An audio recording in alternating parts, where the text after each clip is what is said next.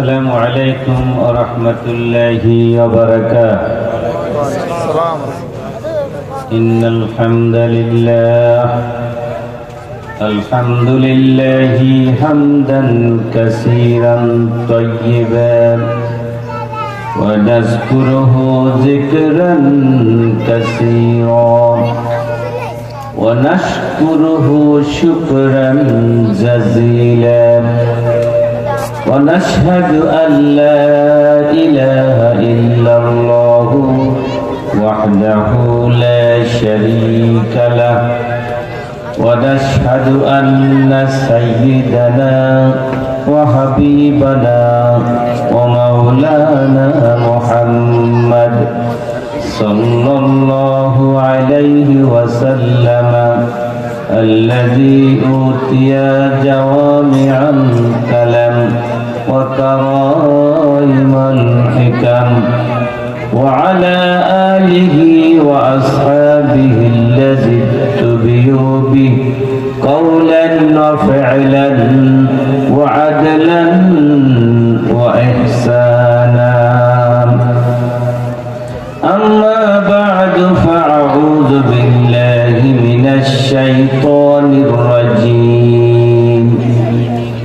بسم الله الرحمن الرحيم. إن الله وملائكته يصلون على النبي يا أيها الذين آمنوا صلوا عليه وسلموا تسليما. بلغ العلا بكماله كشف الدجى بجماله حسنت جميع خصاله صلوا عليه وآله. সবাই মন ভরে প্রাণ ভরে পড়ি বালাগাল উলা বিকামালিহি কাশাফাত দুজা বিজামালিহি হাসনাত জামিউ খিসালিহি সাল্লু আলাইহি ওয়া আলিহি. রব্বি সাল্লিম আলা রাসূলিল্লাহ মারহাবা মারহাবা ইয়া রাসূলুল্লাহ. বালাগাল উলা বিকামালিহি কাশাফাত দুজা বিজামালিহি হাসনাত জামিউ খিসালিহি সাল্লু আলাইহি ওয়া আলিহি. নামে আহমদ নামে জুমলা আম্বিয়াস চৌকে আমদে নওয়াদ হাম পেশ মস্ত. আল্লাহু আকবার.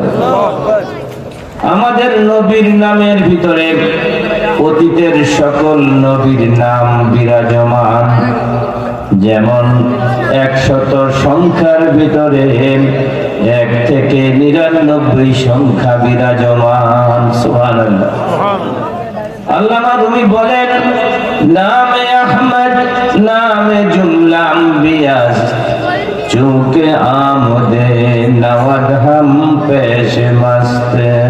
বালাগাল উলা বিকামালিহি কাশাফাত দুজা বিজামালিহি হাসনাত জামিউ খিসালিহি সাল্লু আলাইহি ওয়া আলিহি.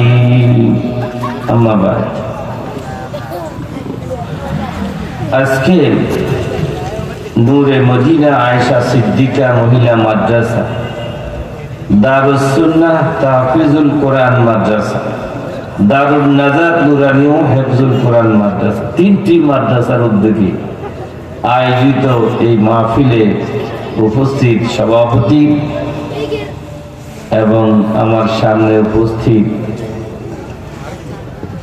দিনদার মুসলিম ভাইরা, মহান আল্লাহ তাআলার শুকরিয়া আদায় করি যে আল্লাহ আমাদেরকে তার অনুসারী হওয়ার তৌফিক দিয়েছে। এবং মুসলিম হিসেবে আমাদেরকে কবুল করেছেন। সবাই পড়ি আলহামদুলিল্লাহ। কারণ আমরা যারা মুসলমান, এই নাম রেখেছেন স্বয়ং আল্লাহ। তিনি বলেছেন হুয়া সাম্মাকুমুল মুসলিমিন, আমি তোমাদের নাম রেখেছি মুসলমান। নাম রেখেছে আল্লাহ। কে রেখেছেন আমাদের নাম? স্বয়ং আল্লাহ। কি নাম হিসেবে রেখেছেন? মুসলমান, মুসলিম হিসেবে রেখেছেন। মুসলিম মানে কি? যিনি ইসলাম গ্রহণ করেছেন। তাহলে ইসলাম মানে কি? ইসলাম মানে হচ্ছে আত্মসমর্পণ করা। কার কাছে আত্মসমর্পণ করা হয়? আল্লাহর কাছে আত্মসমর্পণ যখন বান্দা করে নেয়, তখনই বান্দা হয়ে যায় মুসলিম। কার কাছে আত্মসমর্পণ? আল্লাহর কাছে। 71 এর বয়স, এখানে মানুষ কয়জন আছেন দেখি? হাত তোলেন তো দেখি। 71 এর সময় বুঝ আছিল? আছে না কিছু?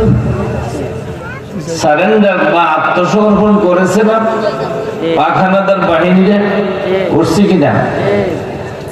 তো সে আত্মসমর্পণ মানে কি? তারা হাত তুলে আত্মসমর্পণ করেছে, আমরা এখন আর কোনো কিছু চালাবো না, যা তোমরা বলবে তাই করো। নাকি মুক্তিযোদ্ধাদের কাছে বলছিল না, যা মুক্তিযোদ্ধারা বলবে আজকে থেকে আমরা তাই করব। এর নাম কি? আত্মসমর্পণ। তাহলে আল্লাহর কাছে আত্মসমর্পণ করার মানে হচ্ছে আল্লাহ যা আমাদেরকে আদেশ করেছেন রাসূলুল্লাহর মাধ্যমে, তাই আমরা মেনে চলবো, এর বাইরে আমরা চলবো না। যিনি এই ঘোষণা দেবেন তিনি হচ্ছেন মুসলিম। তিনি কি? মুসলিম। এবার আসুন একটা একটা করে আমরা কি আল্লাহর কাছে সত্যিকার অর্থে আত্মসমর্পণকারী হয়েছি? প্রথমে ধরুন, সমাজ চলার জন্য একটি নীতি নিয়ম কানুন লাগবে, আছে না? পৃথিবীর সব দেশেই, সব সমাজে, সব রাষ্ট্রে কিভাবে রাষ্ট্র চলবে, কিভাবে সমাজ চলবে, কিভাবে পরিবার চলবে, পারিবারিক নীতি, সামাজিক নীতি, রাষ্ট্রীয় নীতি, এই জায়গায় আসেন আল্লাহর বিধান আমরা মানি কিনা, আল্লাহর হুকুম মানি কিনা? মানি? এই প্রশ্ন করলে দেখা যাবে যে উত্তর নেগেটিভ। আমরা কেউ এই জায়গায় আল্লাহর হুকুম মানি না। অথচ এটি হচ্ছে আমাদের সবচেয়ে গুরুত্বপূর্ণ একটা পাঠ। সমাজ ছাড়া কি মানুষ চলতে পারে? মানুষ হচ্ছে সামাজিক জীব। মানুষ কি? সামাজিক জীব। সমাজ ছাড়া মানুষ বাঁচতে পারে না। সমাজ হচ্ছে, তাকে বলে সমাজ। স মানে সকল, মা মানে মানুষ, জ মানে জন্য, সকল মানুষের জন্য যে নীতি তার নাম সমাজ নীতি। তাহলে সকল মানুষের জন্য আল্লাহ তাআলা কি কোনো নীতি দিয়েছেন? অবশ্যই দিয়েছেন। তিনি ঘোষণা করেছেন জালিকাল কিতাবু লা রাইবা ফীহি হুদাল লিল মুত্তাকিন। তিনি আরো ঘোষণা করেছেন শাহরু রমাদানাল্লাযী উনজিলা ফীহিল কুরআন হুদাল লিন-নাস ওয়া বায়্যিনাতিম মিনাল হুদা ওয়াল ফুরকান। অর্থাৎ মানব জাতির জন্য আল্লাহ তাআলা একটি বিধান নাযিল করেছেন, তার নাম হচ্ছে কি? আল কোরআন। এই কোরআন মানুষ তার ব্যক্তিগত জীবনে মানবে, পারিবারিক জীবনেও মানতে হবে, রাষ্ট্রীয় জীবনেও মানতে হবে, সকল জীবনে মানা তার উপর ফরজ। কোরআন যে মানবে সেই হবে মুসলিম, আর যে কোরআন মানবে না সে মুসলমানের কাতারে থাকতে পারবে না। কোরআনকে যদি আমরা অনুসরণ না করি, মুসলমানদের কাতারে আমাদের জায়গা হবে না। যদিও আমার নাম আব্দুল সত্তার হয়, আব্দুল করিম হয়, আহমদ শরীফ হয়, তারপরেও হবে না। আমাদের বাংলাদেশে ঢাকা বিশ্ববিদ্যালয়ের একজন শিক্ষক ছিলেন, তার নাম ছিল আহমদ শরীফ। নাম কি ছিল? কি সুন্দর নাম! নাম কি? আহমদ শরীফ। আহমদ শরীফ শ্রেণীকক্ষে গিয়ে ক্লাসে গিয়ে বলে,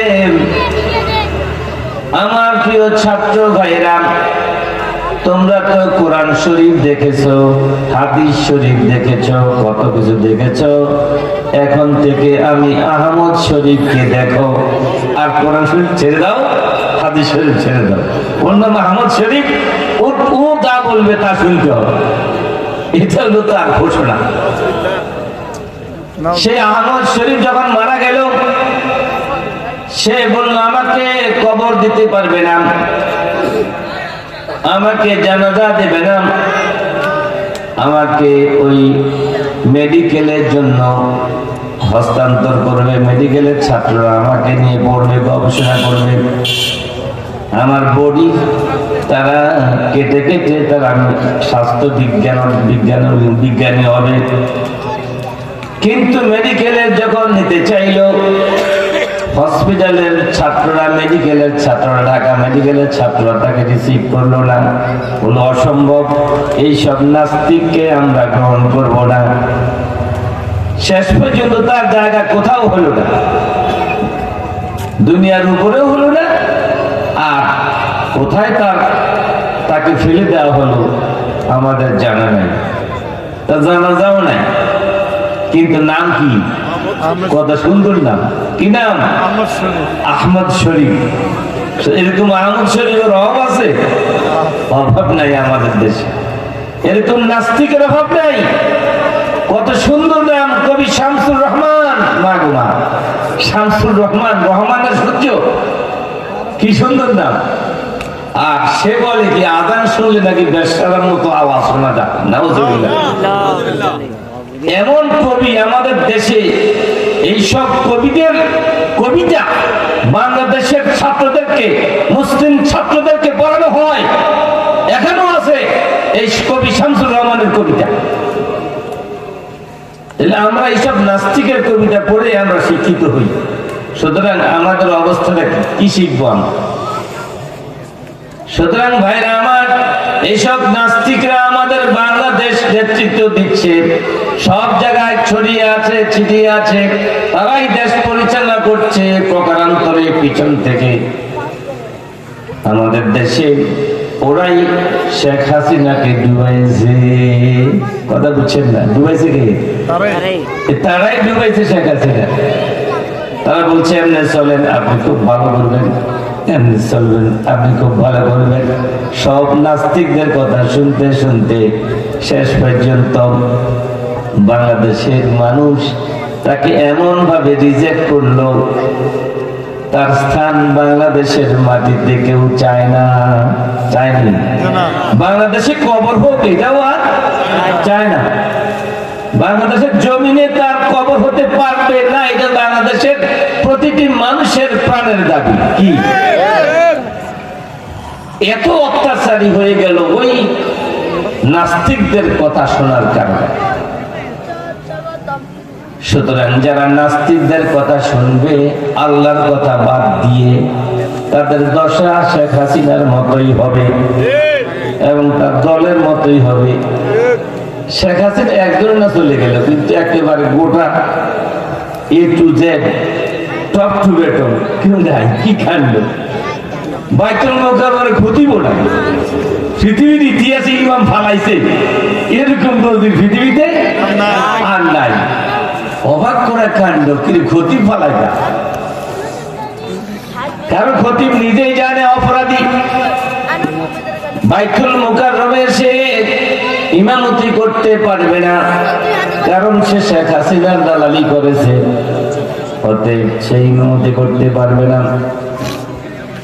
এই ভয়ে পালিয়ে গেল, পরে দখল করতে এসে রক্তাক্ত করলো মক্কা, কি বলে বাইতুল মুকাররম। চিন্তা করেন, একজন আলেম এই কাজ করতে পারে? সুতরাং এইসব আলেমকে বলা হয় ওলামায়ে সু। এরা হচ্ছে নিকৃষ্ট, সমাজের সবচেয়ে নিকৃষ্ট। কারণ তারা সহিহ কোরআনের ইলম রেখে যখন অন্যায় করবে, তখন আল্লাহ সহ্য হয় না, এদের পতন হয়ে যায় খুব দ্রুত। ভাইরা আমার, কোরআন এমন এক কিতাব, এটি হচ্ছে মুজিজা।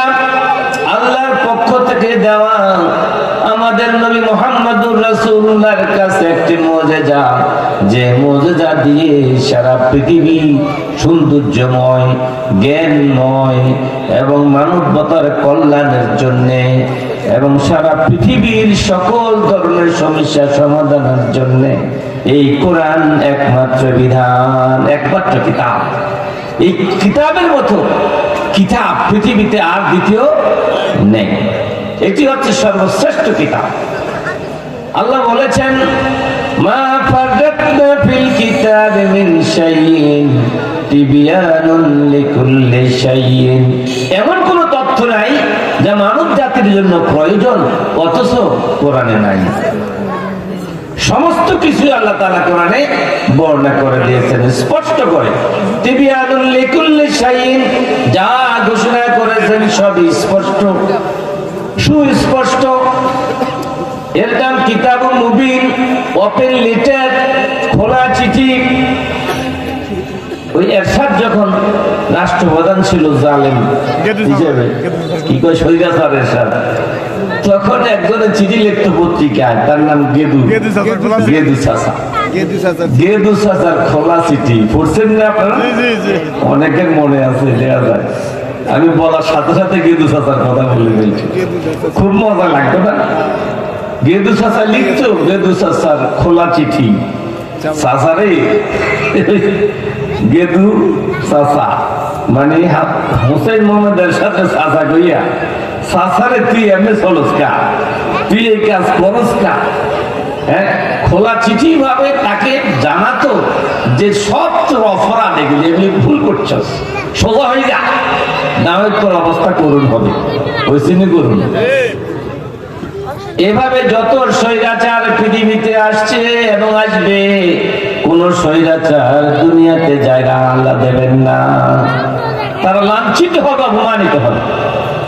আল্লাহ তাও কোরআনে বলে দিয়েছেন, ওয়ামাকারু মাকরান ওয়া মাকারনা মাকরান ওয়া হুম লা ইয়াশউরুন ফানজুর কাইফা কানা আকিবাতু মাকরিহিম আন্না দাম্মারনাহুম ওয়া কাওমাহুম আজমাইন। ওয়ামাকারু মাকরান, আল্লাহ ঘোষণা করছেন ইসলামের শত্রুরা ষড়যন্ত্র করে ইসলামের বিরুদ্ধে। তাদের সকল ষড়যন্ত্র কিসের বিরুদ্ধে? ইসলামের বিরুদ্ধে। যারা ইসলামের শত্রু, তারা ইসলামের কথা শুনলেই তাদের গায়ে আগুন জ্বলে, আর সকল ষড়যন্ত্র, সকল শক্তি তারা সেখানে নিয়োগ করে ইসলামকে ধ্বংস করার জন্য। আর আল্লাহ তাআলা বলেন, আমি আল্লাহ তাদের ষড়যন্ত্রের জবাব দেই। ও মাকারনা মাকরান ওয়া হুম লা ইয়াশউরুন, আর আমার জবাব তারা টের পায় না। আমি যখন জবাব দেই, টের পাওয়ার আগেই ধ্বংস হয়ে যায়।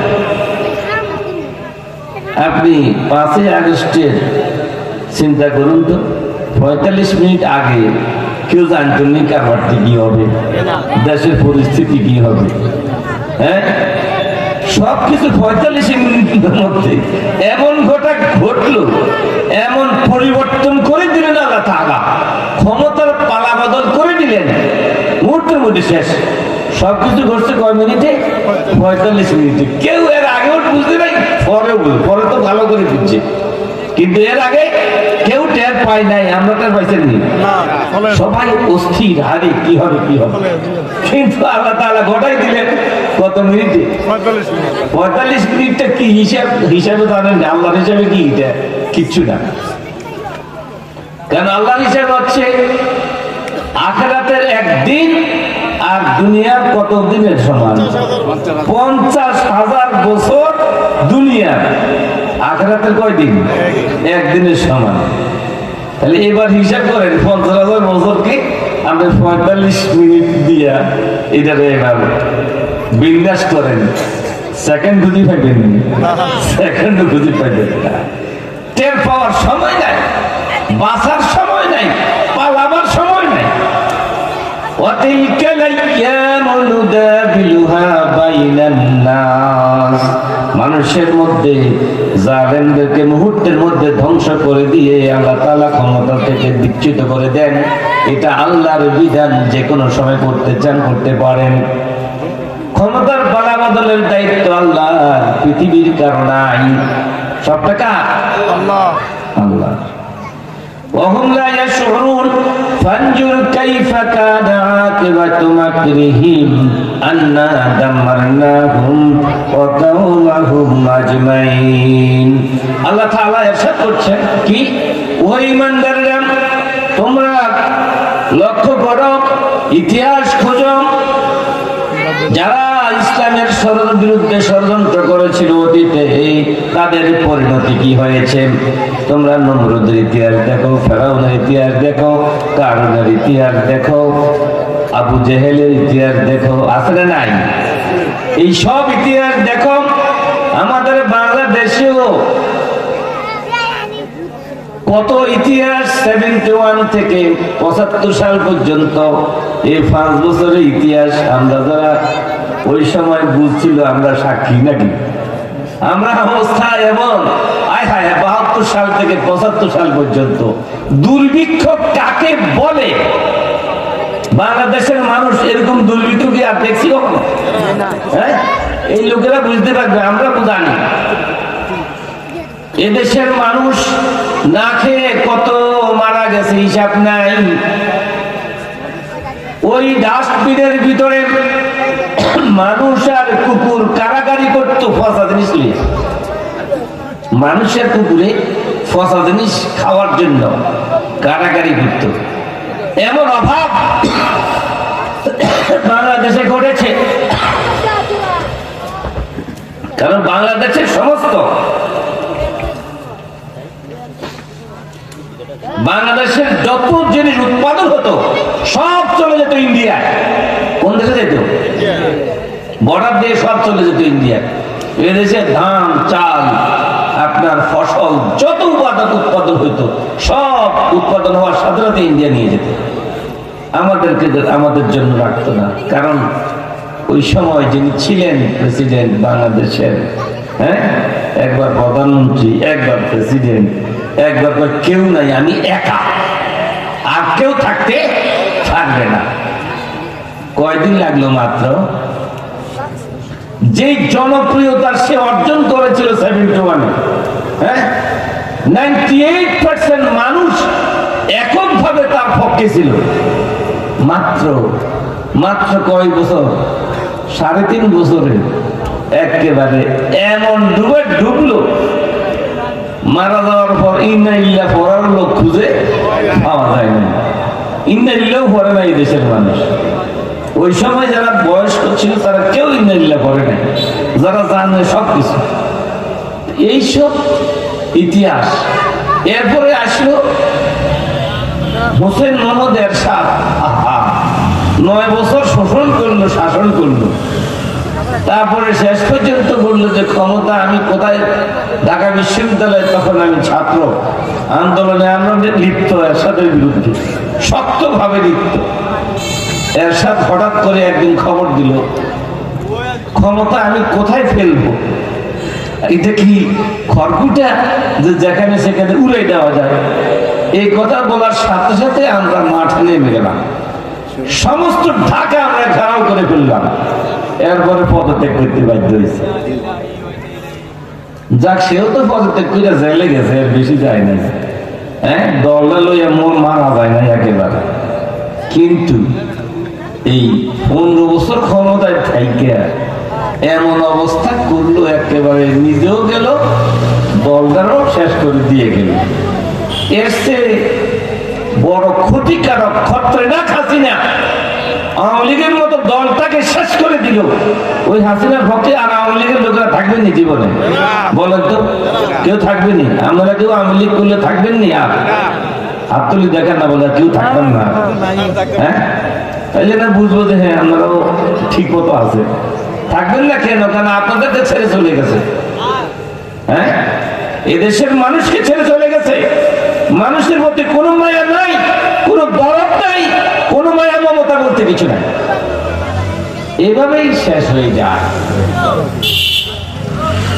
এরপরে আমাদের অবস্থাটা কি, যেটা আমরা দেখতে পাচ্ছি বর্তমানে, হ্যাঁ, যারাই অত্যাচার করবে তাদের ঠাঁই বাংলাদেশে হবে না। এর জন্য বাংলাদেশে মানুষ খুব তাড়াতাড়ি ইতিহাসও ভুলে যায়, আবার নতুন করে ইতিহাসও তৈরি করে। দুইটাই আছে ইতিহাস বাংলাদেশে, নদীর দুইটাই। ইতিহাস ভুলে যায় তাড়াতাড়ি, আবার ঘটনা ঘটাইলেও তাড়াতাড়ি। দুইটাই আমাদের ইতিহাস।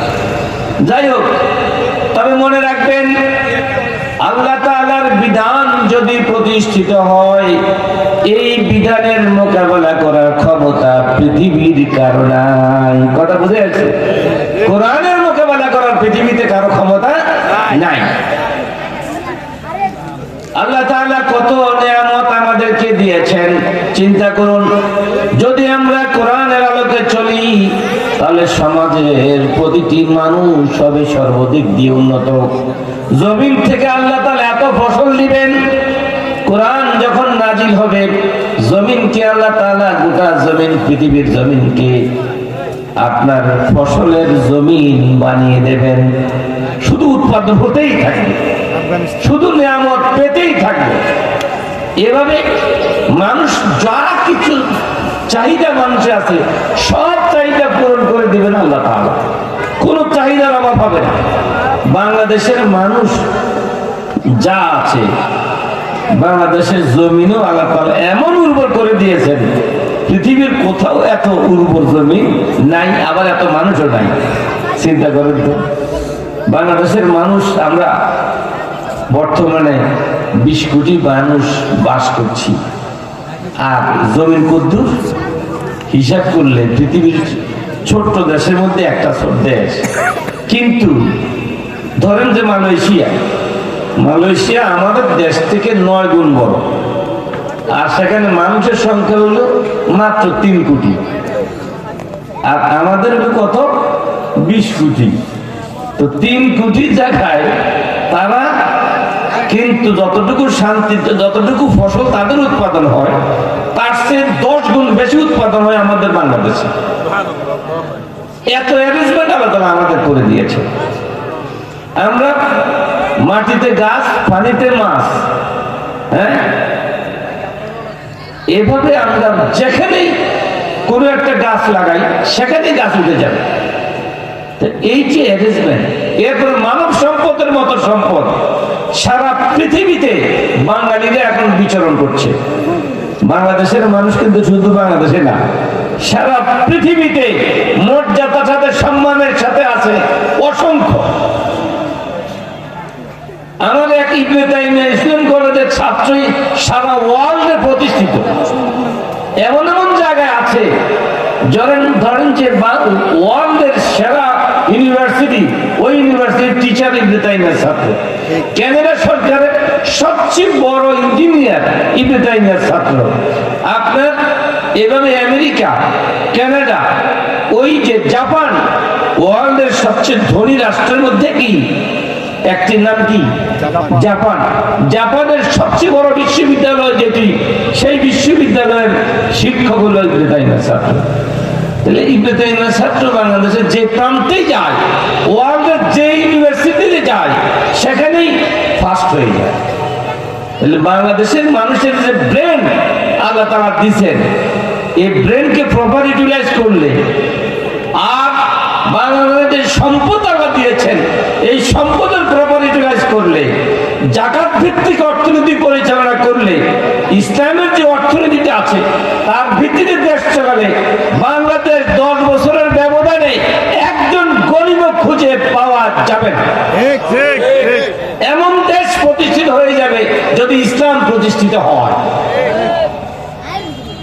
আল্লাহ তাআলা ঘোষণা করেছেন, ওয়াইন তাউদ্দু নি'মাতাল্লাহি লা তুহসুহা, আমি এত নিয়ামত তোমাদেরকে দিয়েছি, যদি সারা জিন্দেগি গণনা করো শেষ করতে পারবে না। আল্লাহর নিয়ামত আমরা কখনো শেষ করতে পারবো না। আমরা কত খাইবো? ফ্যাট কদ্দুর, ঘুমানো যায় কদ্দুর লাগে, যত লাগে সব অ্যারেঞ্জমেন্ট আমাদের আল্লাহ তাআলা অ্যারেঞ্জ করে দিয়েছেন।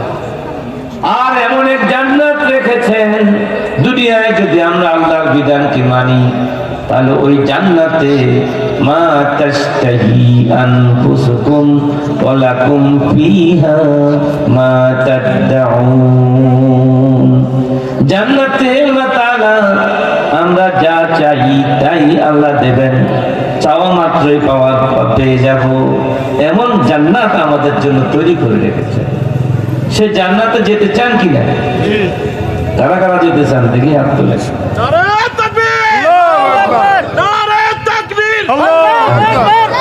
জান্নাতে যারা যাবে তাদের জন্য আল্লাহ তাআলা ঘোষণা করেছেন জান্নাতে কারা যাবেন।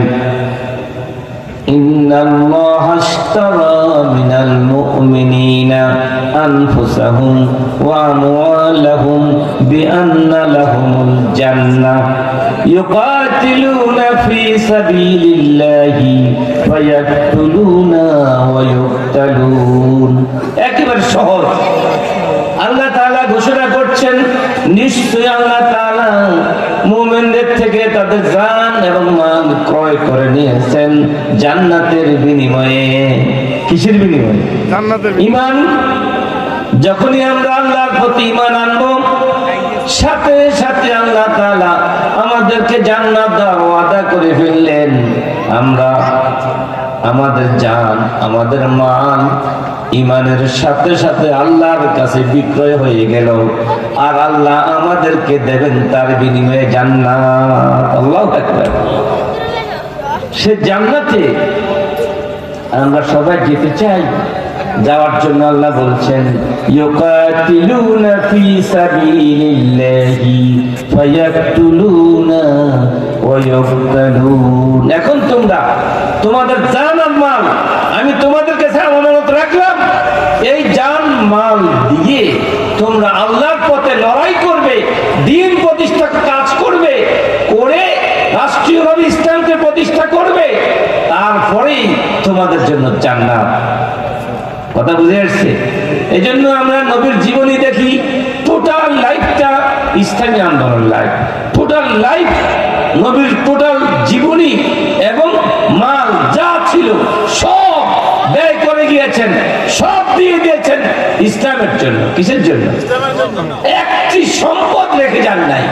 সর্বশেষ যখন তিনি ইন্তেকাল করার সময় তার পূর্বে মা জান আয়েশাকে বললেন ঘরে কি আছে, সম্পদ দিয়ে দাও। বলে যে কিছু নাই, শুধু একটু স্বর্ণের টুকরা আছে। বলে রাখা যাবে না, এটাও দিয়ে দাও। কোন সম্পদ তিনি রেখে যান নাই, রেখে গিয়েছেন দুটি জিনিস। তারাক্তু ফীকুম আমরাইন লান তাদিল্লু মা তামাসসাকতুম বিহিমা কিতাবাল্লাহি ওয়া সুন্নাতা রাসূলিহি।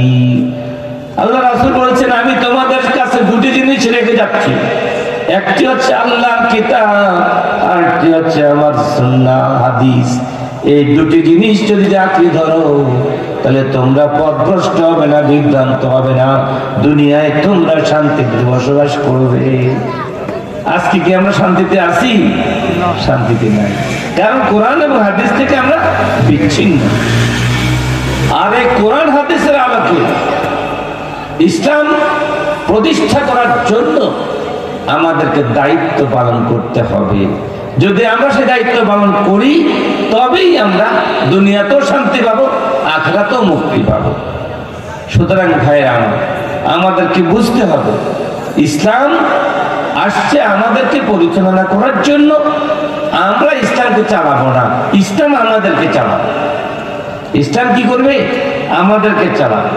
আমরা খোঁজ দেব, আমরা কোরআন হাদিস পড়ে জেনে নেব কিভাবে চলতে হবে, কোরআন কি বলছে, হাদিস কি বলছে, তার আলোকে আমরা চলবো। সুতরাং আমরা নিজেরা সুবিধাবাদ জিন্দাবাদ এই অবস্থায় আমরা চললে শান্তি আসবে না। শান্তি আসবে তখনই যখন ইসলামের আলোকে আমরা চলব। তো সমাজ, রাষ্ট্র সবটাই আমাদের নবী পরিচালনা করেছেন কিনা? রাষ্ট্রপ্রধান ছিলেন, সেনাপ্রধান ছিলেন, আবার প্রধান বিচারপতি ছিলেন, আবার ইমামতি করছেন, নাই, সবটাই তিনি করেছেন। সুতরাং যিনি রাষ্ট্রপ্রধান হবেন, ইমামতি করাও তার দায়িত্ব থাকবে, রাষ্ট্রের পরিচালনা তার দায়িত্ব থাকবে। রাসূলুল্লাহ এই শুধু তাই না, রাষ্ট্র প্রতিষ্ঠার জন্য 27টি যুদ্ধের সেনাপতি ছিলেন। আল্লাহু আকবার। 8 বছরে কয়টা যুদ্ধের সেনাপতি ছিলেন? 27টা যুদ্ধে, এবং 36টি যুদ্ধ সাহাবায়ে কেরামকে পাঠিয়ে পরিচালনা করিয়েছেন সেনাপতি বানিয়ে। তাহলে মোট 63টি যুদ্ধ করেছেন মাত্র 8 বছরে। তাহলে চিন্তা করুন, আপনি আমি কয়টা যুদ্ধ করছি? আপনার আমার যুদ্ধ লাগবে না, একদম ইজি ইসলাম প্রতিষ্ঠা করার জন্য, ভেরি ইজি। সেই ইজি কাজটা কি? শুধুমাত্র ভোট দেওয়া। শুধু ভোটের সময় যদি ইসলাম প্রতিষ্ঠা তারা করতে চায়, যারা আলেম, যারা কোরআনের আলোকে সমাজ প্রতিষ্ঠিত করতে চায়, তাদেরকে যদি ভোটটা দিয়ে দেওয়া হয়, এই ভোটের মাধ্যমে ইসলাম প্রতিষ্ঠা হয়ে যাবে। তাহলে এর চেয়ে বড় সহজ কাজ আর পৃথিবীতে আছে? তাহলে বাংলাদেশে 90% লোক মুসলমান থাকা সত্ত্বেও যদি আমরা ভোট না দেই ইসলামের পক্ষে, তাহলে ইসলাম প্রতিষ্ঠা হবে? আর যদি ইসলাম প্রতিষ্ঠা না হয়, তাহলে বাংলাদেশের মানুষদেরকে আল্লাহ শান্তি দিবেন? আমাদের উপায় থাকবে না ভাইরা। সুতরাং আসুন, এই সহজ কাজটি করতে পারবো না ইনশাআল্লাহ। আবার এই কথা একটা প্রবাদ আছে, সহজ কাজ যায় না করার সহজে। হ্যাঁ, সহজ কথা যায় না বলার সহজে। কাজটা সহজ কিন্তু করা যায় না। হ্যাঁ, কারণ আমরা ফুলুসের দিকে নজর, আমাদের নজর কোন দিকে? ফুলুস। আমরা কে 500 টাকা দিল, কে 1000 টাকা দিল, 200 টাকা দিলে আমি ভোটটা দিয়ে দিলাম। আরে বেকুব, তোমার ব্রেনটা কে দিল? তোমার স্বাস্থ্যটা কে দিল? তোমার এই বডি কে দিল? আপনার আমার শরীরের মধ্যে রূহ আছে না? দেখছেন নি কেউ? এই রূহ না থাকলে জীবন আসেনি, কোনো দাম আসেনি। এই রূহ কে দিয়েছে? স্বয়ং আল্লাহ। এই বডিটা কে দিল? বানাতে পারবেন? পৃথিবীর কোন ডাক্তার বানাতে পারবে? বডি চলে নষ্ট হয়ে গেলে পারবে না, বলবে কেটে দেবে। ব্রেন কি পারবে? ব্রেন দেখছেন? ব্রেনও দেখছেন? ব্রেনও দেখি নাই। মাত্র 27.5 গ্রামের ওজনের একটা ব্রেন, এর ওজন 27.5 গ্রাম। আর এর ভিতরে আল্লাহ তাআলা ব্রেনের মধ্যে এত কোয়ালিটি দিয়েছেন, দৈনিক সে 70,000 ইনফরমেশন রিসিভ করার ক্ষমতা রাখে। 70,000। একটা মানুষ যদি সারা পৃথিবী জানতে চায়, তার পক্ষে জানা সম্ভব। আল্লাহ তাআলা এত যোগ্যতা মানুষকে দিয়েছে। দেখেন না, 7-8 বছরের বাচ্চা পবিত্র কোরআন মুখস্থ করে ফেলে, দেখছেন না? হ্যাঁ, আমাদের একজন ছাত্র 49 দিনে হাফেজ হয়েছে। 49 দিনে কোরআনের হাফেজ হয়েছে। কিছু গত কয়েকদিন আগে একটা ছেলে দেখলাম, সে 7 বছর বয়স, সে 20 পারার শেষ হয়ে গেছে, তার কমপ্লিট হয়ে গেছে, 20 পারার হাফেজ হয়ে গেছে এর মধ্যে। মাত্র বয়স কত? 7 বছর। তাহলে এই ব্রেনের মালিক যিনি, আমরা তার মূল্যায়ন করলাম না, তার দ্বীনের প্রতি গুরুত্ব দিলাম না, তার ইসলাম প্রতিষ্ঠা করার জন্য ভোট দিলাম না, একটা সহজ কাজ এটাও করলাম না, তাহলে আমরা কি করে মুসলমান হতে পারি? কিভাবে আত্মসমর্পণ করলাম? ওই আমার প্রধান কথা, আত্মসমর্পণ আল্লাহর কাছে করলাম। তাহলে আজকে থেকে আমরা আল্লাহর কাছে আত্মসমর্পণ করবো। কারা কারা হাত তোলেন? কারা কারা ইসলামের পক্ষে ভোট দেব? সুতরাং আসুন, আমরা ইসলামের পক্ষে রায় দিয়ে আমরা ইসলাম প্রতিষ্ঠা করবো ইনশাআল্লাহ। আল্লাহ আমাদেরকে তৌফিক দান করুন। আমিন। ওয়া মা তৌফিক ইল্লা বিল্লাহ। আসসালামু আলাইকুম ওয়া রাহমাতুল্লাহি ওয়া বারাকাতুহু।